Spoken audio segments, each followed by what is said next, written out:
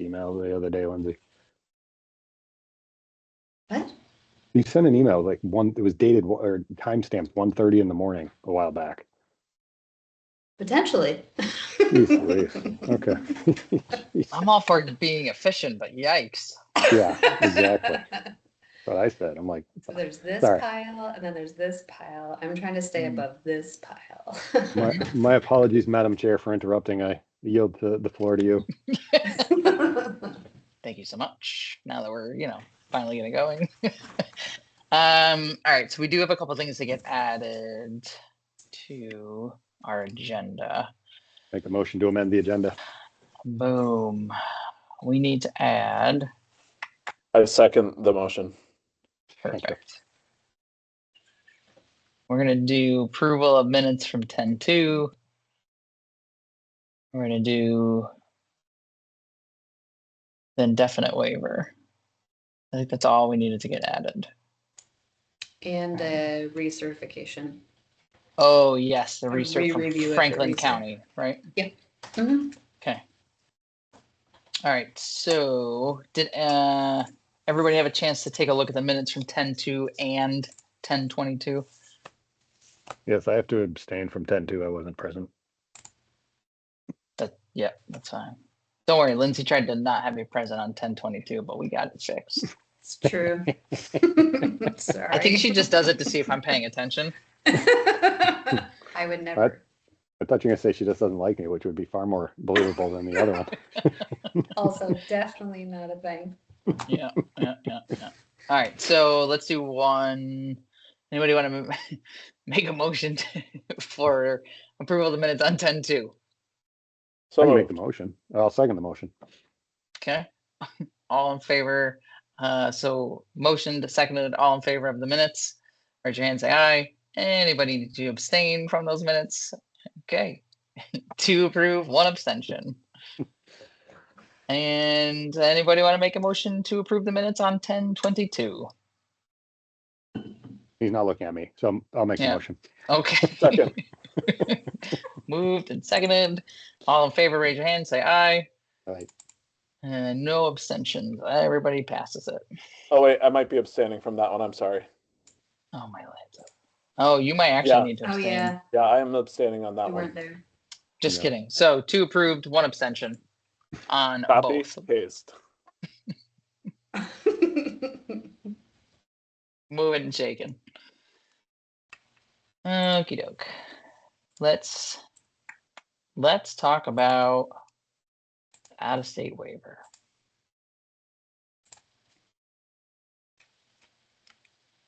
Ooh, actually, do you care if we do the indefinite waiver first and just knock that out?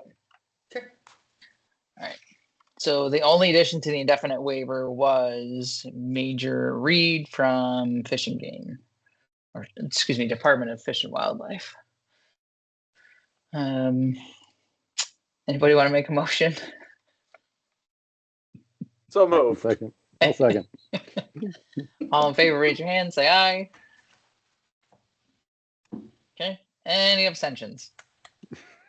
2 approved, 1 abstention. Major Reed is through on the indefinite waiver, knowing that should her position change to some patrol work, she'll have to get it completed. Thank you. All righty. And yeah, you want to do the out-of-state waiver first before the review? So Emily Brownell for Bennington County Sheriff's Department graduated the Virginia State Police Academy in September of 23 for a total of 1,303 hours. Completed FTO in November of 23, and then resigned in July of 24. So the only concern the academy had was on time on. Bennington County Sheriff did say how they would like to utilize Emily, including but not limited to responding to emergency, non-emergency calls, patrolling assigned areas to deter crime and ensure public safety, enforce laws and ordinances, investigate crimes, and apprehend suspects. They were hopeful that with the training and experience that she had during her time as a Virginia State Trooper and any updates or training that we, if she were accepted, that we provided to her would equip her to fulfill the role.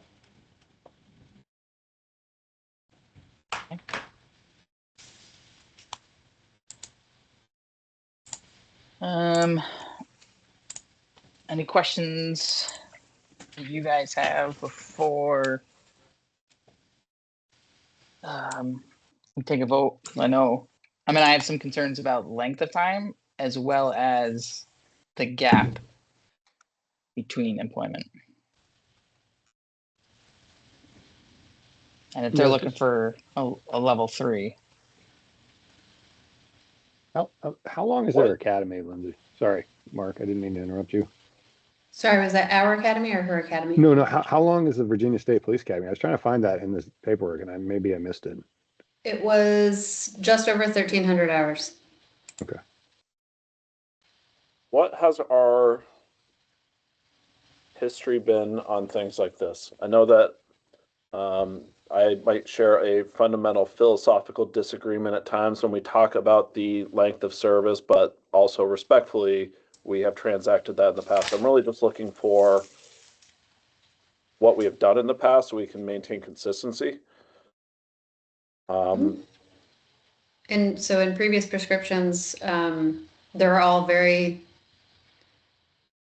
no real precedence for waivers just because they're all so different, but we have taken ones that have had less time on, coupled with if they have less time on, their training or other additional information we get says, yes, they're acceptable. And then there's been others where we've declined due to time on and experience. And am I correct in recollection that in at least one waiver we offered or allowed or accepted or whatever the right word is, we had a FTO requirement for a level 3, which is outside of a normal level 3 certification within, but I think often lends to that solution of solving the gap of being out of training or not in training long enough. I don't know if that was a clear question. Have we prescribed a FTO requirement? Yes. Okay. So I would submit in recognition of prior discussions on either length of time in service from another state or gap, we can teach people, and we can teach people with qualified instructors on Vermont specific stuff. And I would be supportive of a robust on-job training or prescription that helps solve the concerns of other committee members, if there are any. I don't want to submit that you have any, but I assume that you do. I think that we could come up with ways that we provide training that solves those gaps while acknowledging 1,300 hours of a police academy from another state that might not train all of the things that we have, but based on this training prescription provided by, or training records provided by the candidate, are significant. Do we know the 1.5 years of experience is that counting the academy? Right. So is it like date of hire? Because I get that it's a very lengthy academy, which is fantastic, but if we don't have any actual work to put, 1.5 years is nothing. They're originally employed, or she was originally employed 2/26/23, and then the academy started. I can't remember when it started. Ended in September, so it looks like she was probably hired a little bit before, and then the majority of that time was spent in the academy, and then through FTO, completed FTO, and then like 10 months on the road. Yeah. Right. So I think if you break it down, that's I agree. It's a very robust academy. That's fantastic. But of your 1.5 years, you haven't done much.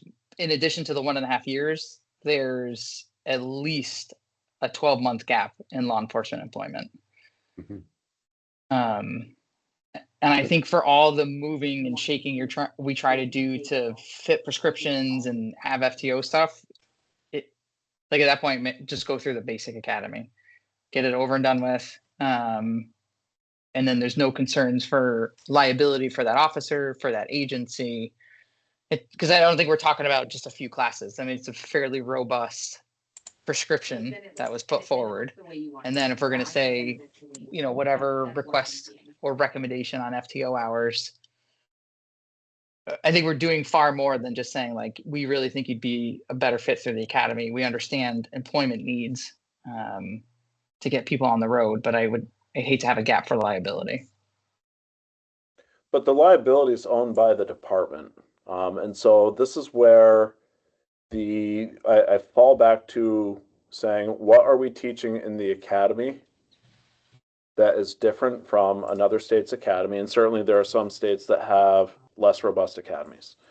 Certainly, I don't think we have the same level of knowledge or basis of what the quality of the information is. Are they teaching certain things that might not fit Vermont values? But if we have a person with 1 year experience or 3 years experience, it's still experience in that state.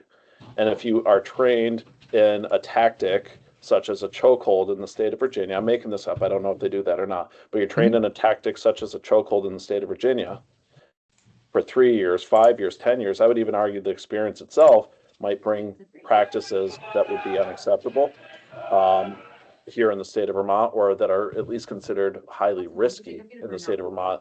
Less experience in this case, I think, supported by a prescription that allows for us to mold the person with a qualified field training officer, we can develop the Vermont way.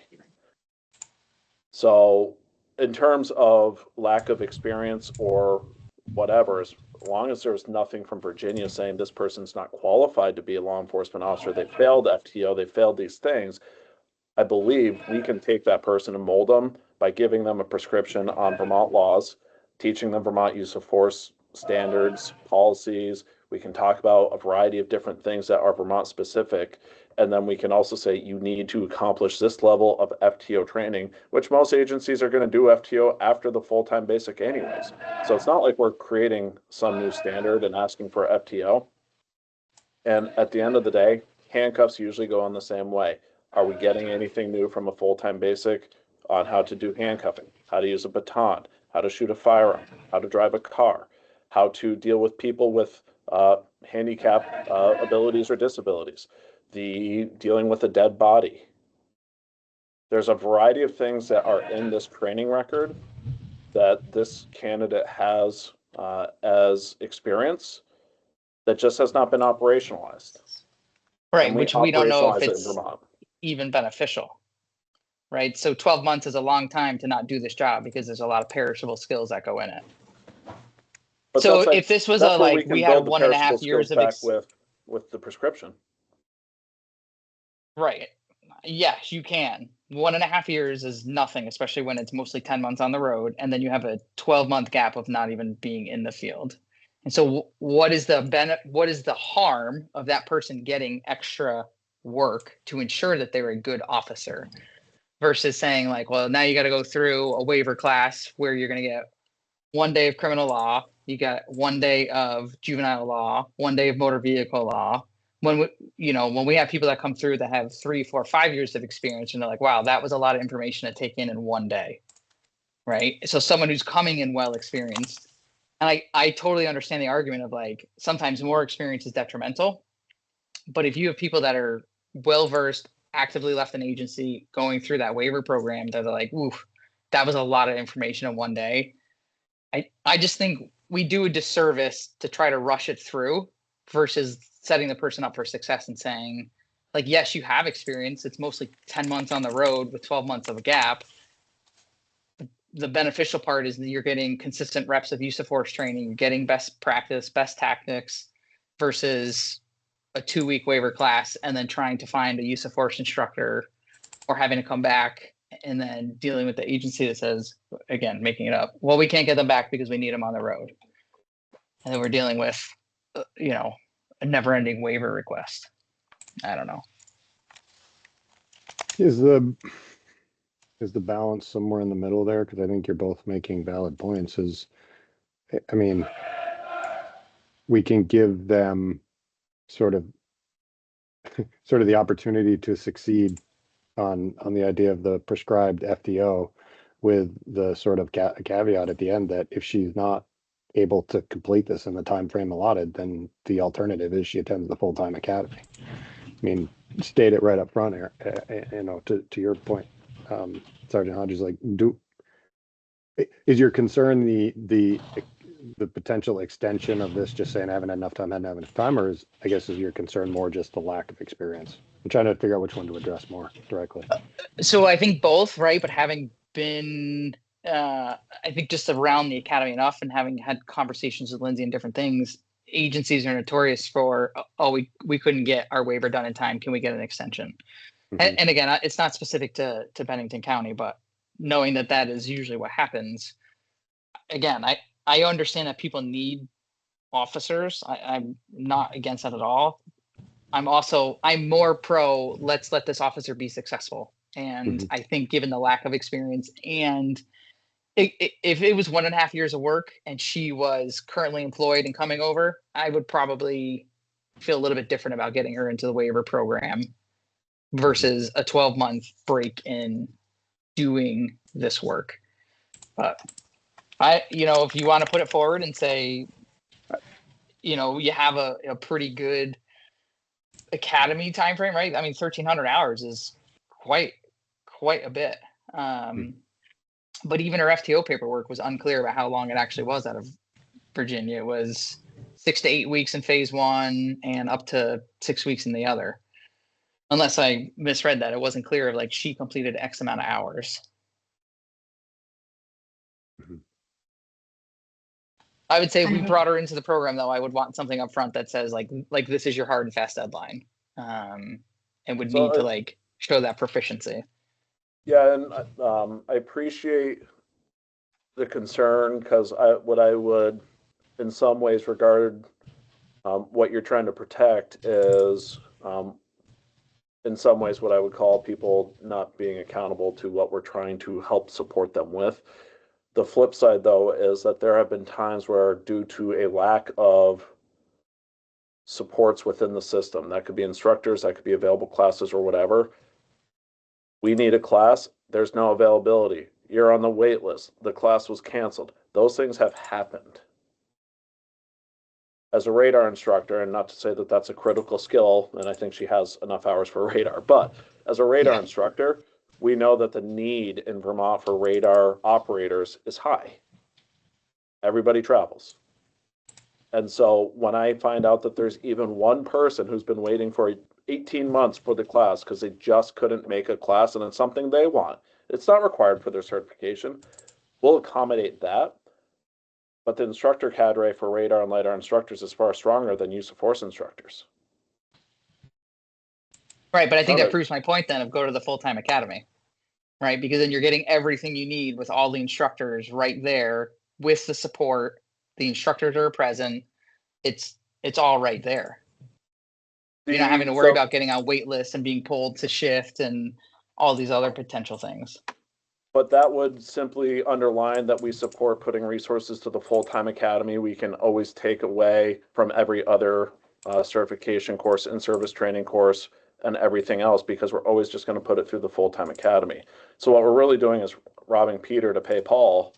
I don't think as so. an overall system. I think for this specific case, we're looking at someone who has 1.5 years of experience, most of which was spent in the academy, not actually doing the job, and then a 12-month gap. Which is, again, if we take the standard Vermont candidate who goes through the police academy, they have almost no experience on the job. Do they have the ability to go to other states? Yes. And we are losing officers to other states. Most other states, well, it depends on the agency, right? If I left and went to New York, it doesn't matter that I have 13 years experience, they're sending me through their academy. If I leave and go to New Jersey, they're sending me through their academy. Like that to me is, that's not relevant, right? We can try to work on what other agencies want, but I think we have to look at what is best for this individual, what is best for this state to ensure that we're setting them up for success and not just trying to push them through because we want to get a body to an agency. Again, if this was someone with 1.5 years experience and they were still actively working, I would probably feel a little different. But we're not actually looking at a lot of work time and less than a year on the road.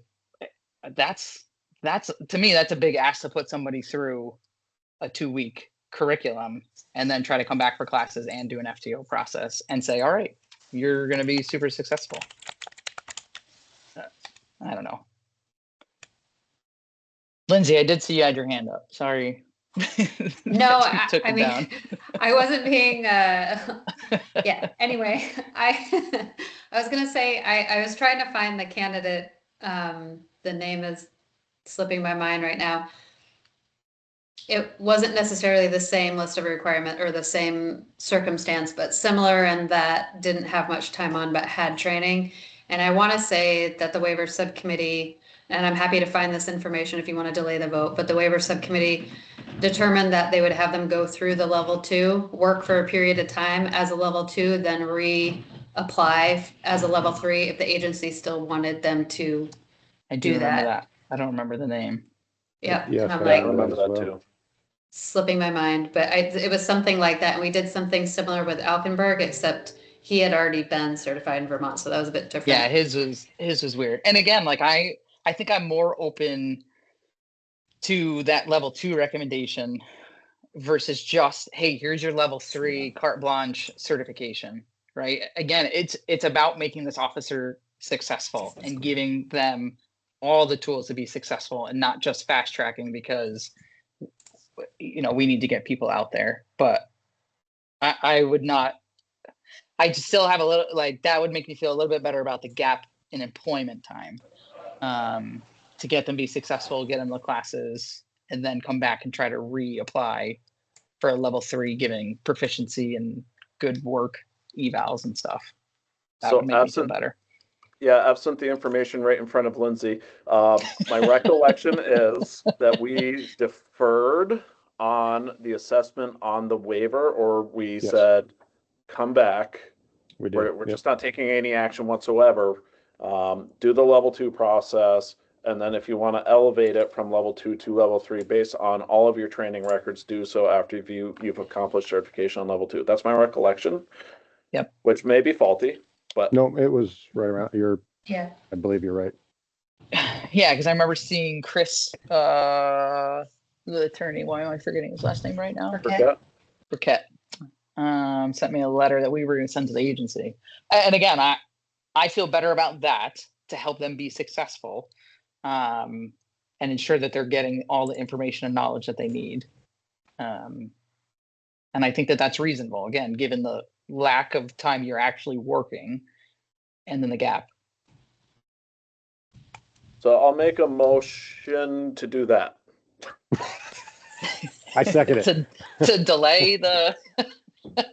So you're right. I think basically we delay taking any action on it unless we make the motion to recommend that we delay taking a motion other than recommending them to the level 2 academy, getting most of their trainings done, their FTO process, getting some time, and then coming back and reapplying. Yeah. For the waiver. So I'm not, again, my recollection is all I have for what we did with that other person. It sounds like everyone agrees that was relatively accurate.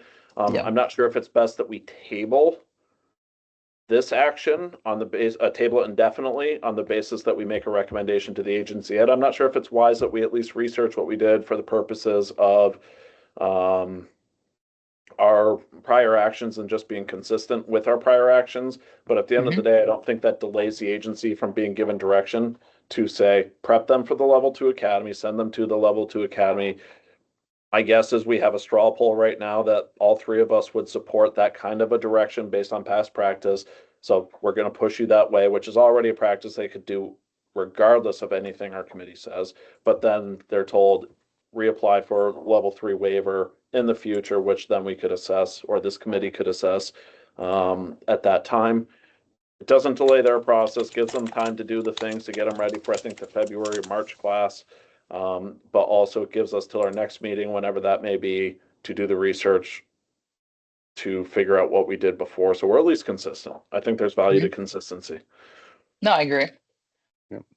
I found the candidate. Nice. You're the best. Took a minute. Brittany Allen for Chief Sullivan.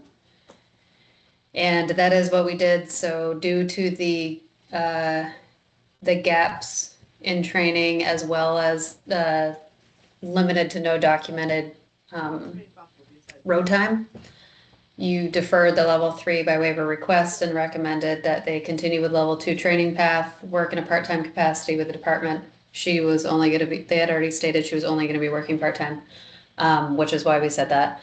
There may be the opportunity in the future to reapply after all of those training requirements are met. And then I had also attached the training prescription requirements and then the additional hours that we had added to the regular standard level 2 prescription. Yeah, I think that is what keeps us consistent. I like the option So- of pretty similar. So I make a motion that we defer this candidate's acceptance into the level 3 waiver program,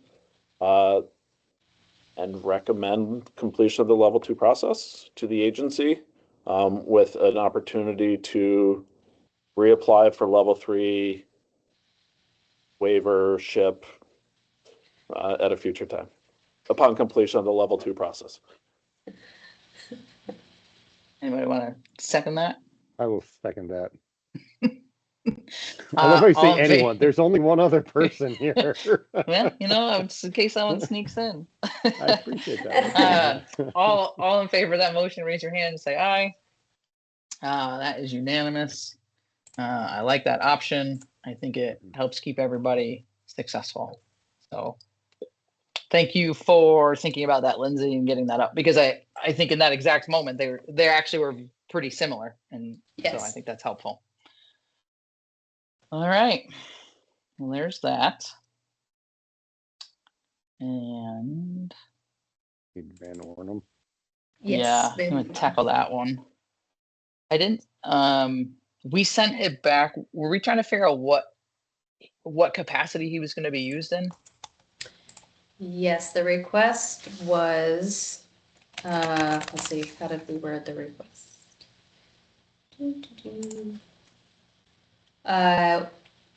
Requested that the sheriff submit a letter of support that outlines the current scope of duties and the intended scope of duties. And then this would allow the waiver subcommittee to determine next steps, whether or not you would recommend for level 3 recert or not. He is currently level 2, previously level 3, and the letter of support was included in what went out. I can put it up on the screen if you'd like. And I'm just trying to. I looked through it earlier, but I didn't. I thought that we had asked for that, like, just clarification of like what his duties would be. Yeah. I don't think it says. Not explicitly. Right. It was in support of him, Yep. but didn't necessarily answer the question of how he would be utilized. Primary responsibility. Yeah, it was. I mean, I guess in the second paragraph, he states his primary responsibilities for What he court is. personnel and staffing, coordinating required transports, Yeah. traffic. I guess my question is why does he need a level 3 to do that?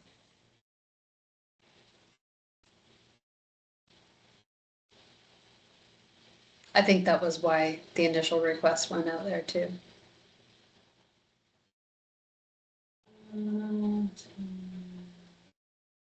Sheriff, I don't know. Were you at the last meeting when we chatted about this one? Mm-mm.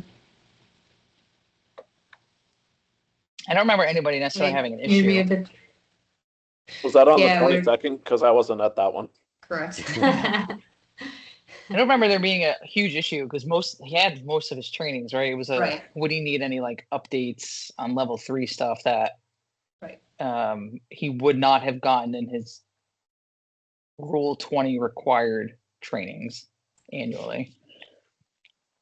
And I don't remember that we had. Yeah, that was partly why you wanted to know like how he would be used, just to know whether or not Right. you wanted to prescribe anything additional from his initial training. But yeah, it's not very explicitly laid out. It's just more he deserves it. I think one of the I mean, was concerns, the tone I got. right, yeah.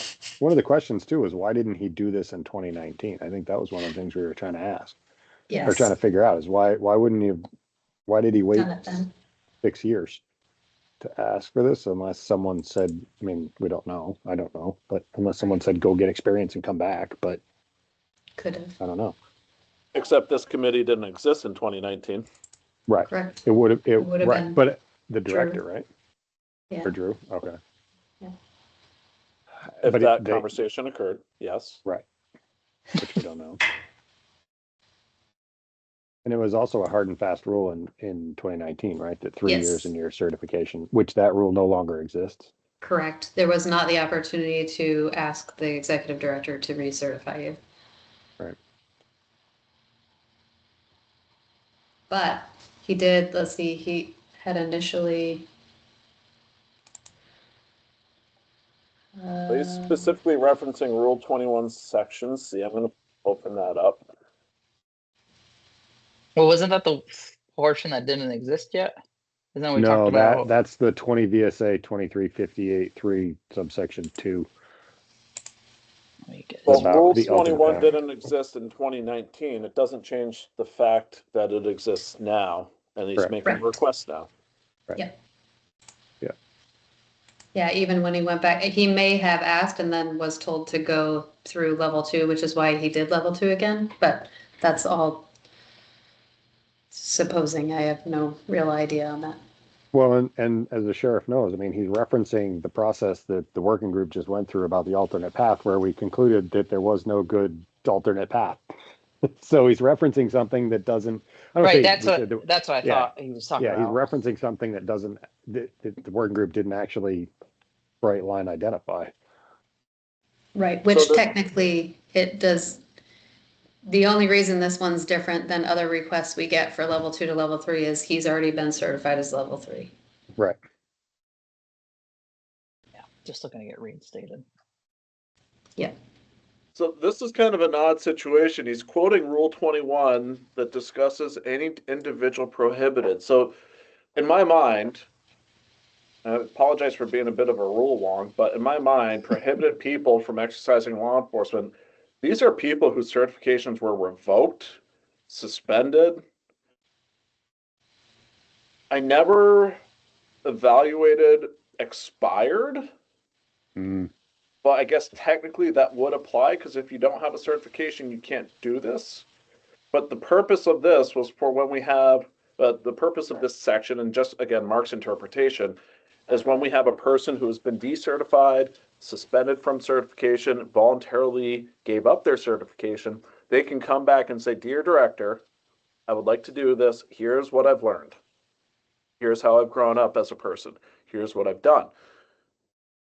I'm not here to say it's wrong. I just don't know that this rule was ever evaluated under the analysis that it's being used for this circumstance.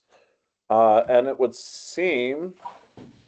Well, it allows for it with the A and B combined. Well, sub B is what seems to make more sense, but he's quoting sub C. Yeah. I think because of the request to the executive director, I'm assuming. Because if A and B apply to C, then C would be the process by which you get recertification. So I apologize because I'm reading all this and don't have the other paper in front of me because I'll close out that screen. Has he completed everything that's required in B? Because B is saying if you want to get recertified due to an expiration, you have to do all the training to get recertified. This is the tricky part. So the recommendation, so this initially came to the executive director. He was looking for a recommendation from the waiver subcommittee. And the fact that he has completed level 3 training, he has completed level 2 training, he is compliant with his annual training requirement. But should he get recertified via the waiver subcommittee, what would the recommendation be? Like, if you said yes, what would the recommendation of training be to get him to where he needed to be?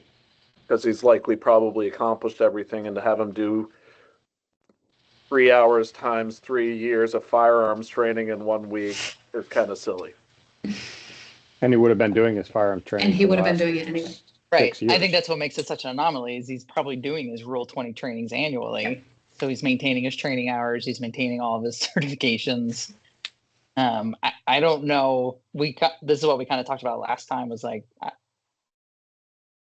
trying to figure out like what trainings would he potentially need to complete. So, and Justin, to answer your question on why, because it starts to get a little nuanced when you have a level 2 who's interacting with a person with a felony, which even if the felony is pretty straightforward, True. at the courthouse, we have felons.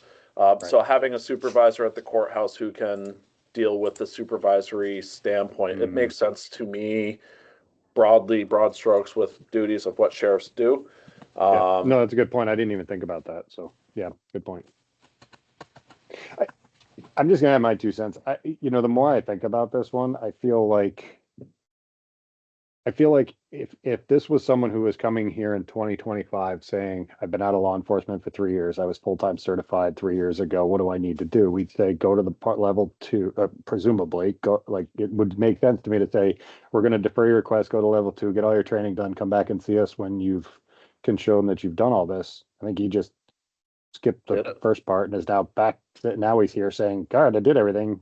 I mean, he didn't do it on purpose, obviously, because I think he's citing things that don't necessarily make sense, but I can't see what else I would require or want to see of him or anyone, given that he's been both full-time and part-time and has been 6 years working, presumably without issue.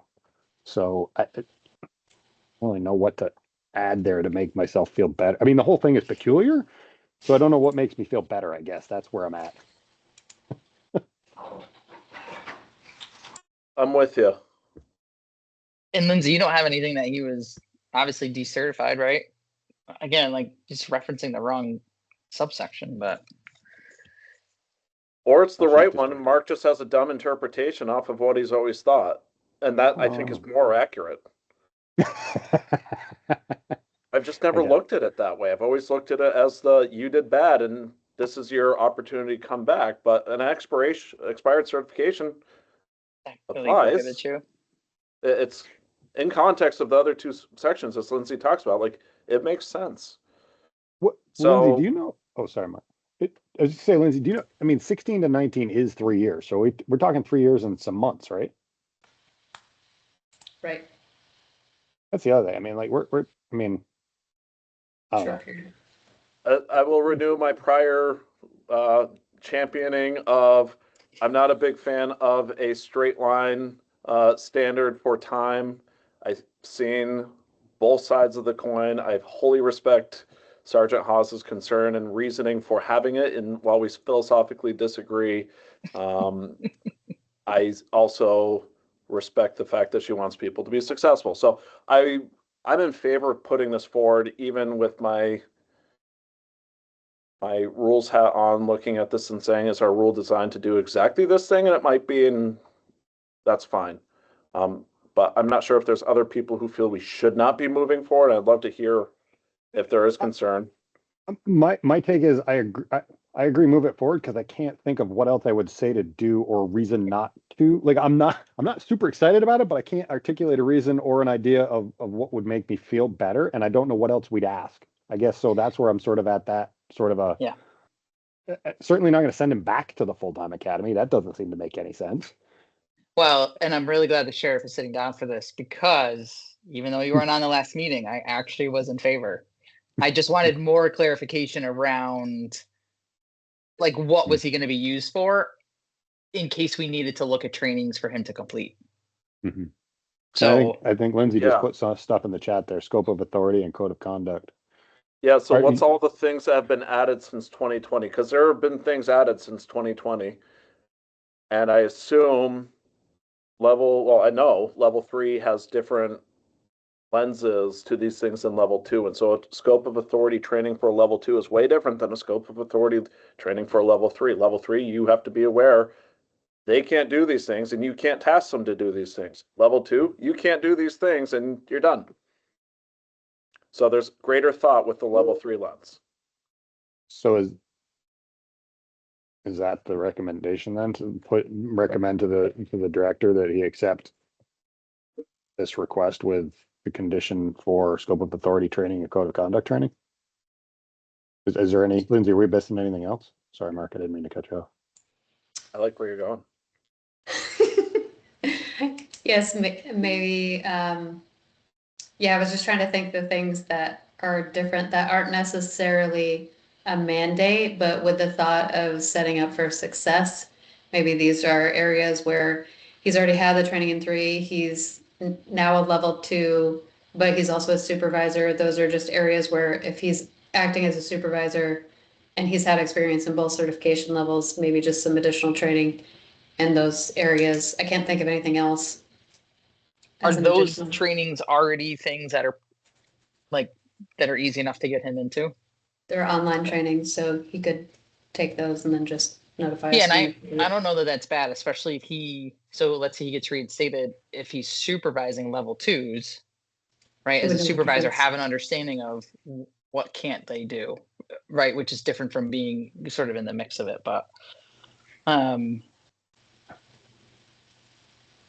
right. So I think part of it was we were trying to figure out what he need, like any DUI update. I think that's like the sheriff's letter is great that he's in support, but not necessarily what we were looking Right. for in terms of Right. like what is he going to be doing so we can make him successful and say, hey, get a quick update on this training, or get a refresher in that training. And that's like a little bit frustrating. I suspect we won't get a whole lot of cooperation. No, again, I'm in support. I don't have a reason not to move him forward. I just want to make sure we're getting all the trainings to him in a timely manner that will let him be successful. And Maybe, I was just thinking maybe the motion, like if it left it open, like a recommendation to accept with any updates as determined by staff, and then I could No problem. evaluate with Ken just any changes that occurred in that time period that could be added. There might not be anything, but yep.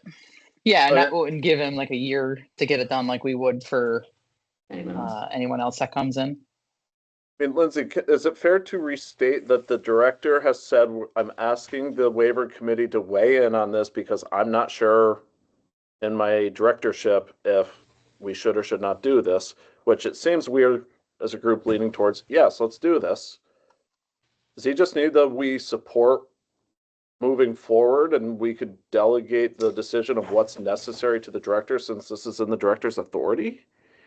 Yes, he's basically just looking for a recommendation in whichever direction you want to move. So So we're not anything even additional. accepting him into a out-of-state jurisdiction program. We're just giving the director a recommendation.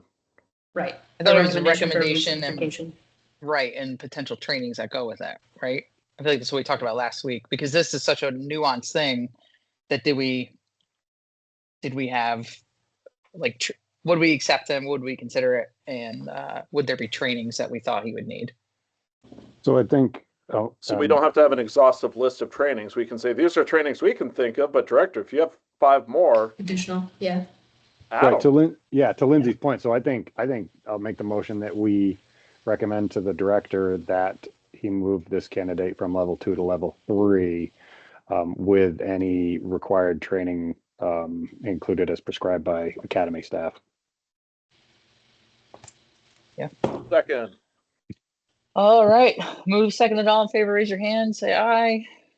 That goes through. What a great conversation that was, though. It's such an anomaly. That is a peculiar one. And to your point, Mark, I completely agree. That's why I was kind of looking at it like, it should not matter if it was 3 months and a day or 3 years and a day or 3 years and 11 months and 29 days. But I'm just curious how close, where that bread was buttered or whatever slice was made. I'm just curious. It's just such an odd. It's so close. I don't know. It's just weird. Well, was and the gonna give nice a- thing, yeah, the nice thing with having that clear line is that it's obvious. Like you can make a Mhm. quick assessment, like, oh, you're 3 years in one day. Sucks to suck. You pass the line. But when we talk about we're a council that certifies people based on competencies, I've seen people who have less than 3 years gap who could use some reinforcement in certain skills. And I've seen people who have been out of it for 5, 10 years where they go through the level 2. It's like, you haven't missed a beat. Mhm. And it's shocking to me. Mhm. But at the same time, it is very much individual specific. So it's hard when Yeah. we look at something like a system like the waiver committee, it's hard to have those assessments, which is why I like to be the devil's advocate. We support it. Pressing It's okay. on time. But at the end of the day, it's what it is. We'll still keep you around. Aw, thanks. I Have I just won't be the told you? chair. Have I told you what? Have I ever told you the devil's advocate thing that someone said to me one time? So I use your I'd say like, oh, I'm just playing the devil's advocate, and swear to God, they look at me and they go, the devil has enough advocates. He doesn't need another one. I'm like, ow, that hurt. More just a turn of phrase, Yikes. but whatever. Yikes. Yeah. Anywho, All right. What else, Lindsay? You want to talk about tax stuff? Yeah, if you want to talk about tech, I'm all for it. All right. I think that's the last Mm-hmm. but not least piece, right? that's Monday. That is Monday, right? Yeah, the 10th. At 10, what- right? Have we gotten an invite for that yet? I thought I sent it to you, but sometimes I see think one on my things and they don't happen. Well, I was just looking at my calendar. I'm like, I Um, don't see anything there. So Yeah, I don't have it. Well, I think Yeah. I was waiting for me to actually get it. Let me see if I got it yet. Dun, dun, dun, dun, dun. So I was looking at the TAC agenda and it wasn't clear to me where we were on the TAC agenda. I don't think we are. Just inviting ourselves. I noticed the same thing. My sheriff, I think, boy, you're a smart man. Well, We are Okay, part I of the just sent the welcome. invite. Let me You were look part of back the at yeah. that. Unless we're part of the review of level 2 request for enhanced certification. No, I didn't even. I guess we're gonna have to add it on. Oh, I think they made it initially because they weren't sure if anybody from Waiver would be able to make it. Oh. So we'll just do an added agenda item. Or what's today? I can maybe amend the agenda by then. It's the 6th, that's for the 10th. Yep. Let's see.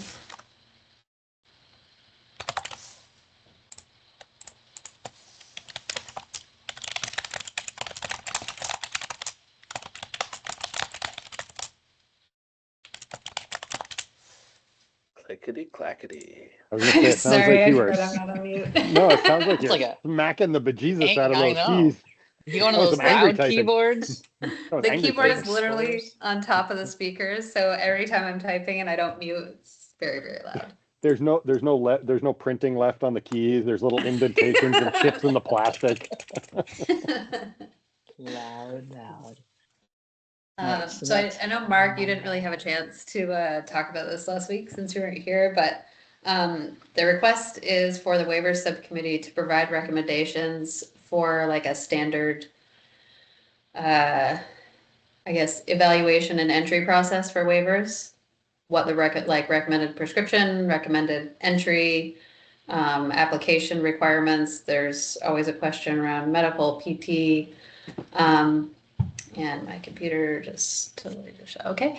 The criteria used to determine acceptance, just as like a base criteria, and then scope for provisional certification for level 3s. So there's always the question once they reach provisional certification. What does that mean? I love the for chord scope? on that. Look at that chord. That is antiquated right there. That's Click, click, click. fantastic. Thank you for That's that. Sorry to interrupt. No. So As you were, sir. we're somewhat asking TAC to systematically identify what they believe is necessary so that we could have a fairly equivalent process as people from North Dakota or New Mexico come to us, and one academy works better than the other on telling us what they do or don't do, and we get the records or we don't, and how to transact that. Is that really what we're asking TAC to do, is give us their insight on our process?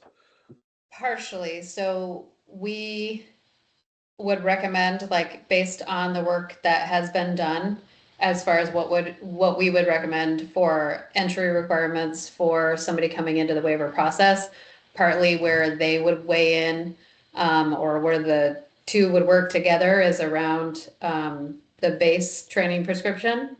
What are the requirements that every Vermont law enforcement needs to have regardless of where they come from? What's that base requirement that doesn't budge? And then it might already be something we're doing, or they might have a different recommendation. And then the additional part is around the scope for provisional for level 3. Make a very clear defined whether or not, like,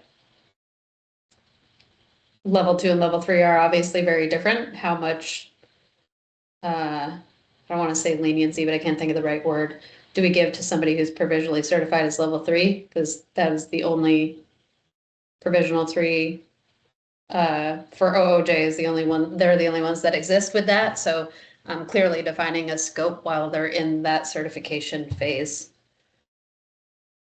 And that would be like a conversation between Waiver and TAC. And if there's any recommendations from Waiver to give to TAC, and then they can work with you on a way forward.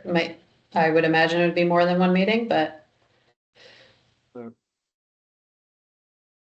feel like this is a little hard because we had some clear defined roles, and then rules got shifted, and then we got rid of those clear defined roles to make it more on a case by case basis. right. And now we're trying to get clear and defined rules again. Well, and I was, yeah, absolutely. And just earlier, Mark, you were stating something along the lines of, I don't like the bright line for this because there's different, and it seems like we're trying to create a bright line to apply to situations that are seemingly not, it's a round peg in the square hole, a square hole in the round peg, or however that works. So I think my response to that would be, we're asking for a recipe. We want to make some chili. Sort of. And with that chili, we can add in sugar, we can add in salt, we can add in beans or beef. Maybe we Sugar want in their chicken chili. today. No, But no, we're not the putting main sugar in the point- chili. No. Nope. No, who put sugar in Some that? people want it. But the main point is that I think what makes sense to me is that we at least have a standard issue form that then we can weigh in common sense. We can weigh in reasonable, pragmatic questions of how do you do the things? And it can be more, so it wouldn't necessarily be a rule, so below rule, policy, process, SOP, being with the thought, if there's other things. So some of it might just be reaffirming what's already done or how the process works. Some of it might be additional.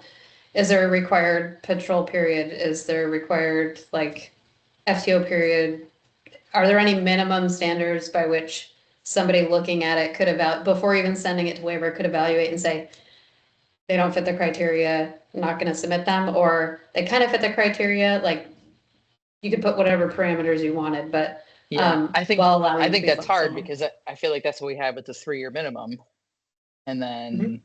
right, rule change that. So I think it's, again, if we look at case by case, I think it's hard to say, like, I mean, if we just look at the one we looked at today, right? I mean, the committee's a little bit split on both sides. Some are in the middle. So if that one came in today, I don't know. I like the option of, like, let's sort of get some options. But I think that's kind of what we're doing now.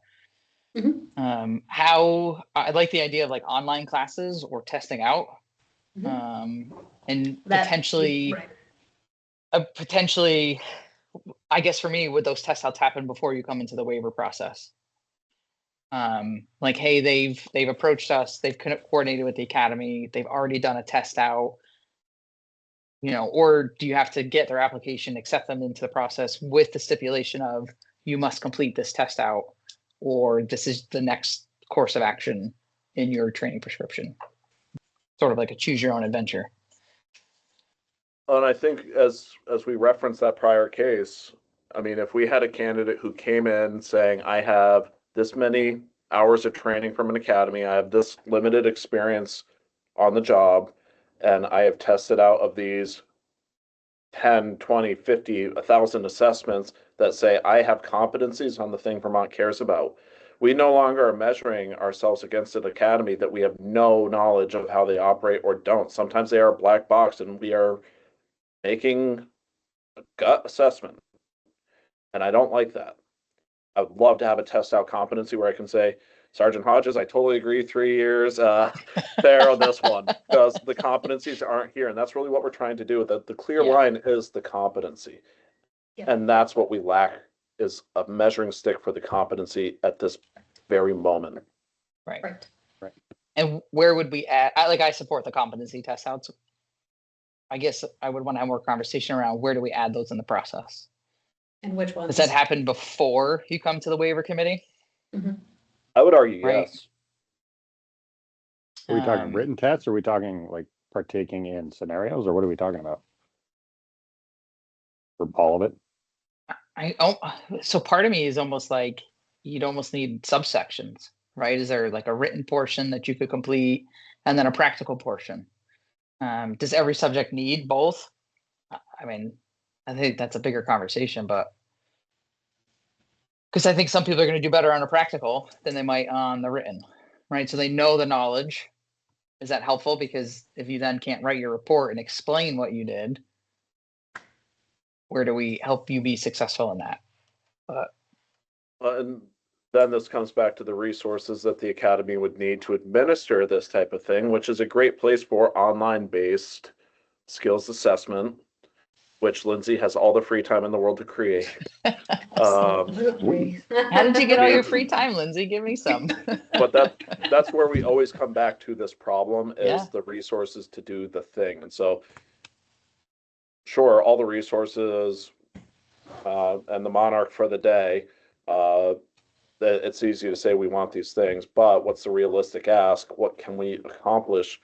And some of this, I think this is where if we could take the entire curriculum and we could ask TAC to take the entire curriculum and say, what are the top 5 things that you see as necessary? We ask professional regulation, what are the top 5 things that you see getting screwed up?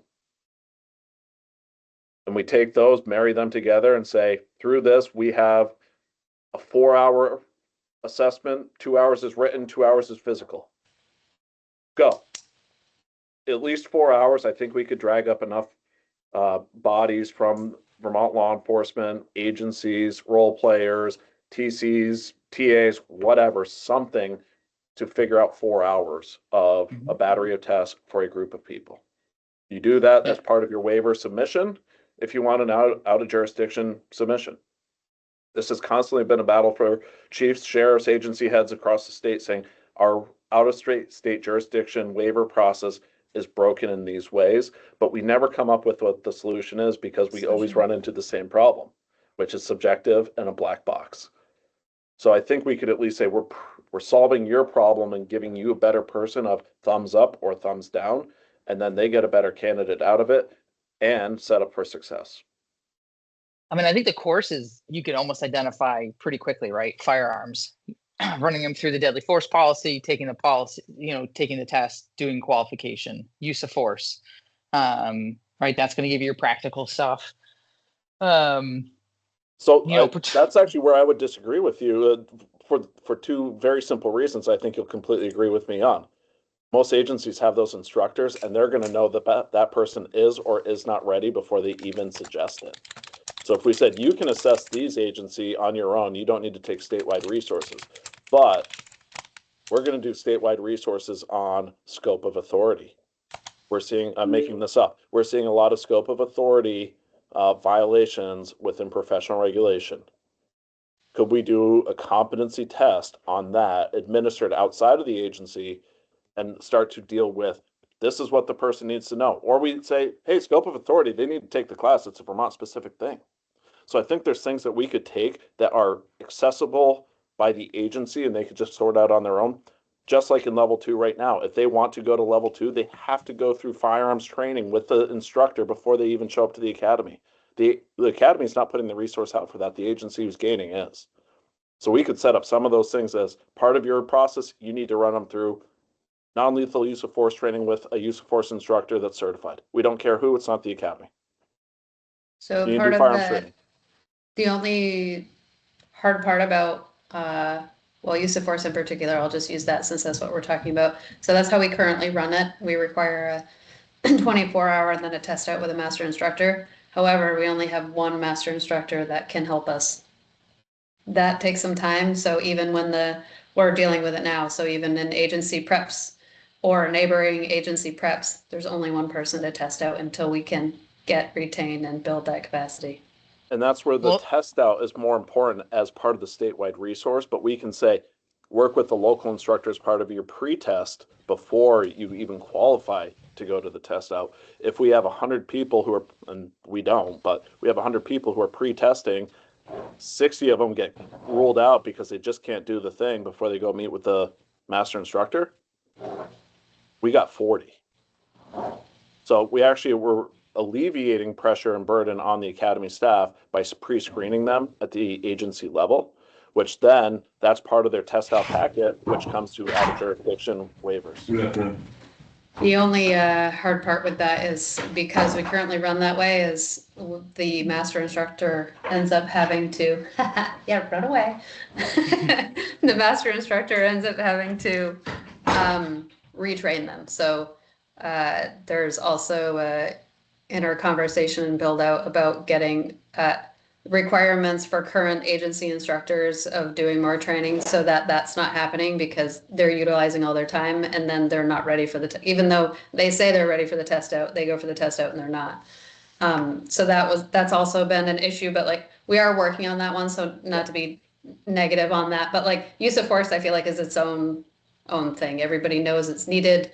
I think some of that is like, what is it exactly that's needed? And is there an hours requirement or is it just competency based on the test out and make sure you're ready for that MDTS? Are other things included, baton, OC, but even some of the other ones, like if you take the standard prescription that was just sent out, like how many of those, even like you said, if you did a battery, so how many of those could you do as an online component? How many would you rather have in person? Is there just a test out? Are all of them required or just a portion? Obviously mandates are required, but like some of those, like food for thought, like as we move towards an LMS system, we'll have the ability to push out with less academy resource. But how many are law enforcement comfortable with happening in that way for somebody coming in with prior knowledge? Yeah, I mean, again, it's so hard because it's case by case. We had a guy that was coming from, I don't know where, Idaho or something. He had a big background in use of force, but the training that they did was a little different than what we did here. So we still had to spend time with him and then bring him over to the academy for his test out because I don't like interagency test outs. I think you have to keep the integrity of like this person actually tested out through that third party. I think, I mean, for some of it, I think online training is great. It's going to get them the knowledge, but for use of force, you need a hands-on component. For sure. But not everybody's going to need that and could potentially go do a test out right away because that's what their special was in their other agency. I still don't know that we're going to be able to walk out and say like, these are going to be the requirements. I think it's always going to be, these are the potential parameters. And then it's going to stay case by case. But Even if, so maybe some of it is thinking of, so post acceptance right now in an initial waiver course. So things can fluctuate on any of it, but like your initial provisional course, is the law package enough? And then what does that mean when they're provisionally certified? And then are there any of those, like the mandates could be the base, like, everybody has to have them regardless because they're state mandates. Then the other ones are always the variable ones of that where discretion lies with waiver subcommittee. But like, if you have the following, this means you're provisionally certified. When you're provisionally certified, it means blah. right. So And right then in now, those, Yep. For provisional certifications, if they're doing a waiver class or it's level 2, right? So waiver class has been typically about a week.